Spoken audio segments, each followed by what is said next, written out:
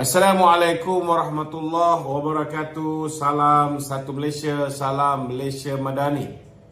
Kita ke udara pada malam ini untuk membicarakan isu-isu semasa. Saudara, malam ni banyak isu yang kita nak perkatakan, banyak juga isu-isu panas. Namun hari ini yang menarik perhatian saya dalam mukadimah saya ni, saudara, saya hairan kerana manusia bernama Khairi Jamaluddin sudah tidak lagi berada di dalam kabinet. Namun legasi beliau, apa yang beliau cuba laksanakan sebelum pilihan raya umum yang ke-15, hari ini cuba dihidupkan kembali, tuan-tuan. Apa dia, saudara? Generation Endgame ataupun GAP. Apa yang akan berlaku bila Akta Produk Kawalan Produk Tembakau dan Merokok ini dilakukan pindaan. Apa kesan dia, tuan-tuan? Kesan dia, saudara, anak-anak muda kita yang berusia yang lahir pada 1 hari bulan Januari tahun 2007 dan ke atas, mereka diharamkan daripada menghisap rokok. Mereka diharamkan daripada menghisap vape. Mereka tidak boleh menyimpan barang-barang larangan ini. Mereka, bak kata orang tu, tidak boleh bekerja di tempat yang mana ada menjual rokok dan vape ataupun barang-barang yang berkaitan dengannya, ataupun cartridge. Dan mereka tak boleh jadi driver kepada kenderaan-kenderaan kilang-kilang yang menghasilkan produk rokok dan juga vape, macam-macam, tuan-tuan. Dan ini menyebabkan anak-anak muda kita yang lahir selepas 2007, mereka tak boleh bekerja di 7-Eleven yang ada jual rokok, yang ada jual vape dan sebagainya, dan mereka tak boleh berkhidmat. Jadi peluang pekerjaan mereka juga menjadi sempit, tuan-tuan. Saudara yang saya kasih sekalian, kalau dulu zaman Khairi Jamaluddin, kita faham ada agenda tertentu. Kita pun tahu ada syarikat yang sudah pun bersiap sedia kerana setiap rokok-rokok akan wujudnya hologram stiker, maka sudah pasti ada pihak tertentu yang mendapat manfaat. Kita fahamlah kalau dulu zaman KJ ni, kalau dulu mereka mungkin akan track rokok-rokok ni, maka akan ada pihak yang mendapat faedah daripada tracking sistem, sama seperti MySejahtera sebelum ini, saudara. Namun, saudara, saya tak faham bila Khairi Jamaluddin dah tak ada, kenapa kita masih nak meneruskan Generation Endgame ini. Sedangkan kita tahu di Malaysia ni, tuan-tuan, jumlah perokok ni bukan sikit, saudara. Jumlah perokok ada 5 juta orang. 5 juta orang yang merokok, daripada 22 juta orang yang menjadi bak kata orang tu menjadi pengundi dalam pilihan raya umum yang ke-15. 5 juta, tuan-tuan, merupakan perokok. Saya tak merokok. Dan saya suka orang tidak merokok. Tetapi, saudara, kalau macam negara macam New Zealand umpamanya, bila mereka tak benarkan rakyat dia merokok, mereka masih memberikan alternatif. Alternatif dia ialah vape. Alhamdulillah, kita tengok negara-negara ini berjaya untuk mengurangkan masalah rokok apabila ada alternatif vape diberikan. Tapi kalau vape pun dah tak boleh, rokok pun tak boleh, saya bimbang, tuan-tuan. Sebab sekarang ni pun dia dah mula suruh kita tanam ketum.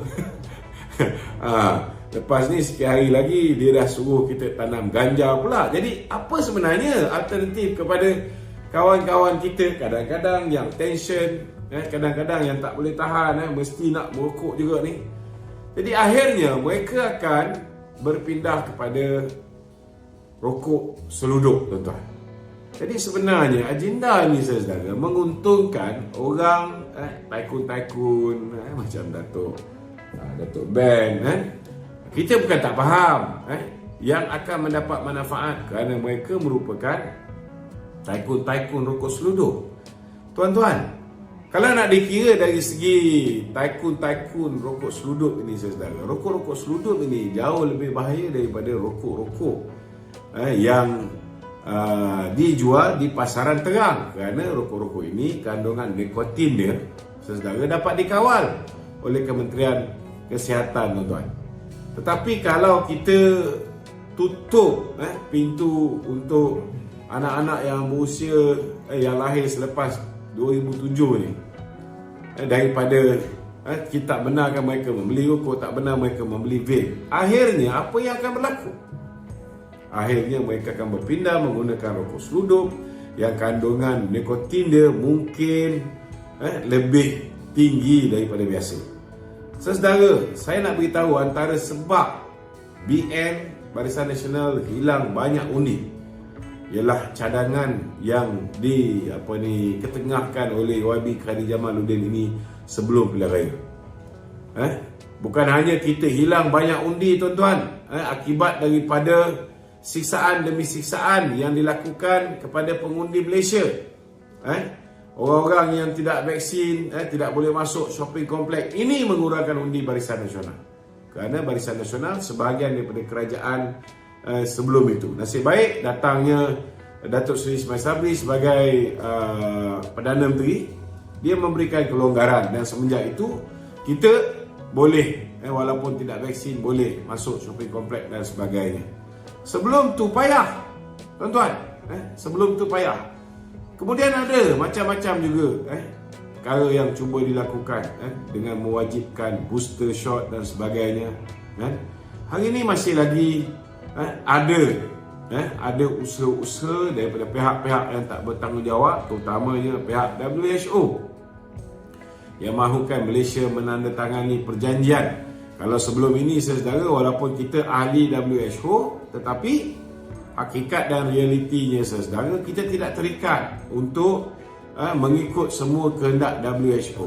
Tetapi hari ini sudah ada cadangan supaya Malaysia menandatangani perjanjian. Dan bila kita menandatangani perjanjian ini saudara, akhirnya apa yang akan berlaku? Kita akan terikat. Dan kita, saudara, sistem perundangan kita boleh dikuasai oleh WHO. Sudah, bila dah terikat ni saudara, segala apa yang sebelum ini bergantung kepada negara kita, sama ada nak ikut ataupun tidak ketetapan yang ditentukan oleh WHO, cadangan yang mereka buat, lepas ini kita wajib ikut. Jadi saya tak faham, tuan-tuan, KJ dah tak ada. Kalau dulu bolehlah diarahkan untuk Fahman Niaga membeli vaksin-vaksin walaupun kita tak memerlukan. Ini pun belum selesai siasatan ni. Saya nak beritahu siasatan ke atas YB Khadijah Jamaluddin, siasatan ke atas pihak-pihak Kementerian Kesihatan hari ini, alhamdulillah bekas ketua pengarah kesihatan dah tak ada.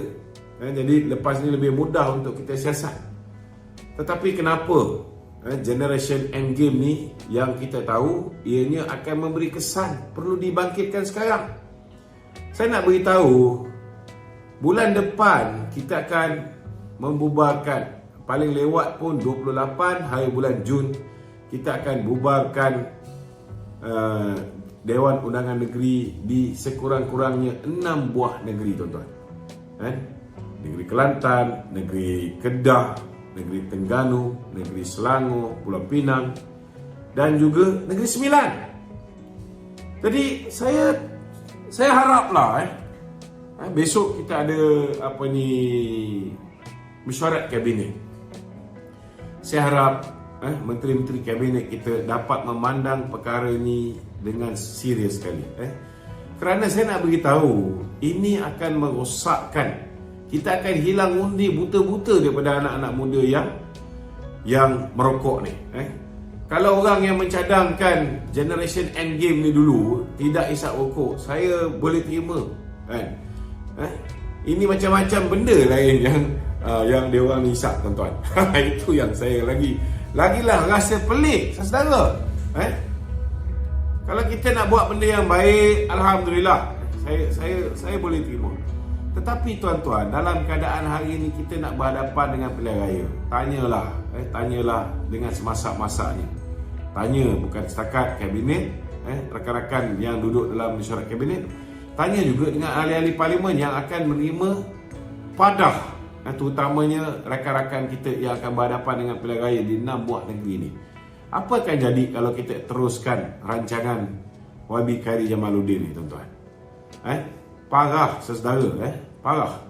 Saya nak beritahu dengan saudara, hari ni kalau kita tanya dengan kawan-kawan yang berada di parlimen, apa kesan dia kepada ekonomi kita? Kita tak boleh nafikan bahawa kita mendapat hasil juga. Hasil yang kita berjaya kutip melalui kutipan cukai rokok, hasil yang kita berjaya kutip melalui kutipan cukai vape. Vape ni saudara, saya nak beritahu, Malaysia ni antara pengeluar vape yang terbesar di dunia, tuan-tuan. Tak nombor 1, nombor 2. Mereka ada kilang-kilang yang besar di dalam negara ni, dan ianya menyumbang kepada cukai pendapatan kita juga. Adakah kita bersedia dalam keadaan negara kita ini, dari segi ekonomi kita memerlukan kepelbagaian, our source of income ni perlu di-diversify ataupun dipelbagaikan. Kita dah ada pendapatan yang cantik daripada sumber-sumber ini, tiba-tiba kita nak bunuh. Dan saya nak beritahu, kalau rokok mungkin toke-toke yang menguasainya, tetapi kalau dari segi vape umpamanya, yang akan terkesan kebanyakannya peniaga-peniaga, penghilang bumi putera juga. Tolong tengok benda ni dengan seteliti mungkin, tuan-tuan. Kita tengok, daripada 5 juta orang yang merokok dalam negara kita ni, bila diadakan petition oleh Malaysia Bersuara, 1 juta orang tanda tangan, tuan-tuan. 1 juta orang tanda tangan meminta supaya gig ini tidak dilaksanakan. Saudara, berapa banyak impak dia kepada 6 buah negeri yang akan berhadapan dengan pilihan raya ni? Kenapa tak tangguhkan dulu perkara ni? Kenapa tak teliti dengan semasak-masaknya? Kenapa kita nak meneruskan dengan melakukan sesuatu yang akhirnya akan memberikan impak yang sangat negatif kepada politik negara kita? Hari ini dah terlalu banyak isu. Saya yakin kita memang semua berusaha bersama-sama untuk menjawab isu-isu semasa, terutamanya bila keputusan telah dibuat. Tetapi hari ini kabinet berpeluang untuk mengelakkan daripada mengambil satu keputusan yang boleh memudaratkan keputusan pilihan raya kita di 6 buah negeri ini. Elaklah daripada membuat keputusan itu sekarang. Kalau boleh tangguhlah.